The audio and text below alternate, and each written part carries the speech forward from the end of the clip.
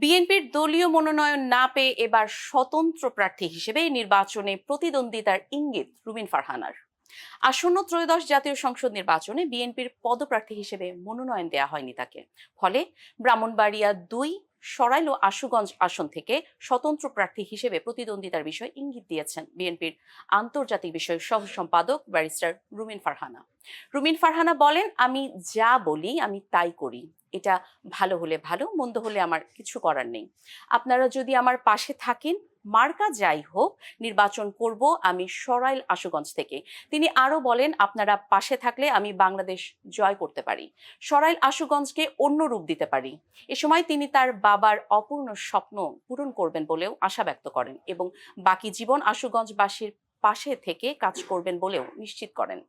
ব্রাহ্মণবাড়িয়া ২, সরাইল ও আশুগঞ্জ আসন থেকে এ পর্যন্ত বিএনপির মনোনয়ন প্রত্যাশী আছে রুমিন ফারহানা সহ অর্ধ ডজন বিএনপি নেতা। তবে আসনটিতে এখনো কোনো দলীয় প্রার্থী দেয়নি বিএনপি।